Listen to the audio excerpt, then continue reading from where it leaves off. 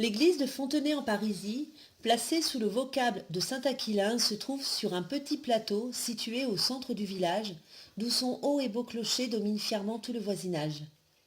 La nef est élevée vers 1150 et le chœur bâti à la fin du XIIe siècle.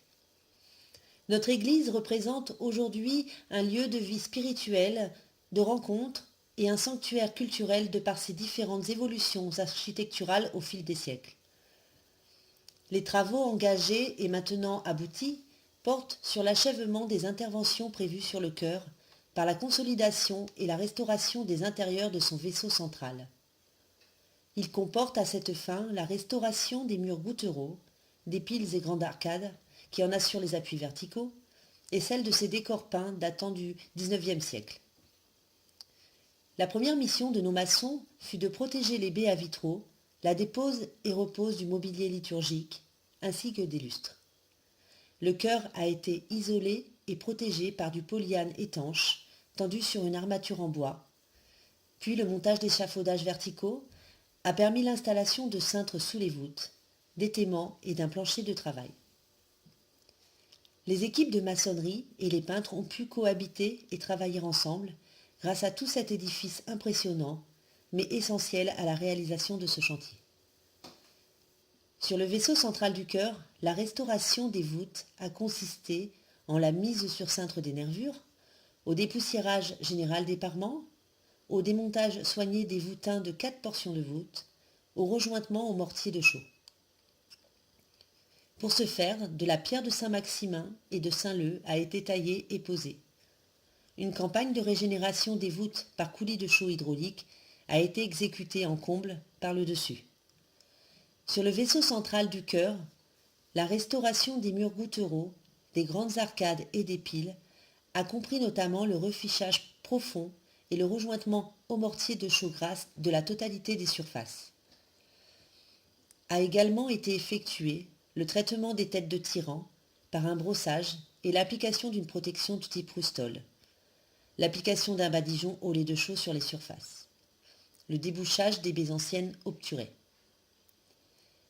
Le dégagement de badigeons sur voûtin a révélé la présence de résiduels d'un décor d'étoiles dorées, semble-t-il, et des vestiges très ruineux de figures d'anges sur la dernière travée droite ont pu être sublimés par le travail de restauration de peinture.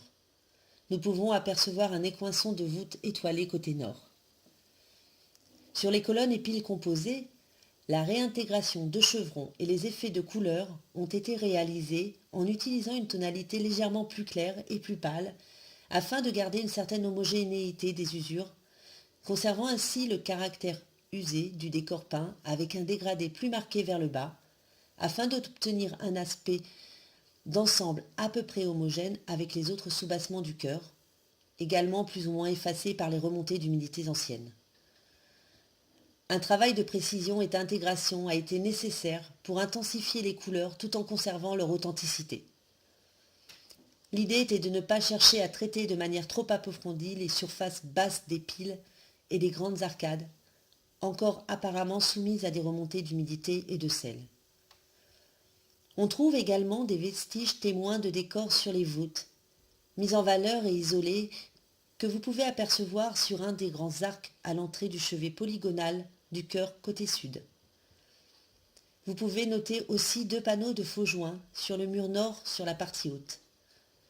Nous pouvons admirer les reprises de pierres de taille sur les bases des piles du chœur, fort endommagées par le temps et les remontées d'humidité, mais admirablement bien posées. La teinte retenue pour le badigeon de finition à appliquer sur les murs gouttereaux, sur l'ensemble des voûtes, des murs et des élévations intérieures du chœur a été celle de l'échantillon blanc, et ce, en évitant d'appliquer une couche trop épaisse et en traitant en réserve les vestiges de décors peints restaurés et conservés en témoin. Pour les portes de menuiserie, côté chœur, ces dernières ont été frottées à la brosse, traitement effectué en atelier, avant la pose et leur mise en place. Une reprise de carrelage entomètre sur les surfaces au sol cimenté côté sud du chœur a été également effectuée avec une pose qui harmonise les sols entourant le chœur. La partie principale en maçonnerie était la consolidation et la restauration des intérieurs de son vaisseau central. Dans les travaux de restauration de monuments historiques, et de décors peints anciens en particulier, la règle est avant tout de conserver ce qui existe et de reconstituer au minimum ce qui a pu disparaître. Suite à cette opération, nous avons mandaté une entreprise de travaux électriques qui a eu pour action prioritaire la mise en sécurité de première urgence afin de protéger les personnes contre les contacts directs. Nous avons également procédé à l'enfouissement de certains réseaux en créant des fourreaux électriques afin d'optimiser l'embellissement du chœur de notre église. Nous avons également fait réparer, dès septembre 2016, la toiture d'où ruisselait l'eau sur le pilier sud à l'entrée du chœur, endommageant encore plus notre patrimoine. La prochaine étape n'en est pas moins ardue, puisqu'il s'agit d'effectuer des travaux d'assainissement et d'accessibilité de la flèche, travaux qui consistent en la désinfection et le dépigeonnage, la fabrication et la pose de grilles de protection antivolatile. Tout ce minutieux travail, et sans conteste extrêmement bien fait, a été fait par des équipes de professionnels, les entreprises Charpentier PM pour la partie maçonnerie, pierre de taille, et l'entreprise Lithos pour la partie décor peint. Ces équipes ont travaillé main dans la main avec une convivialité remarquable. Nous les remercions pour ce beau chantier et le plaisir que nous avons eu à travailler avec eux et, je l'espère, le plaisir qu'ils ont eu à travailler pour notre Église qu'ils ont sublimé par leur professionnalisme.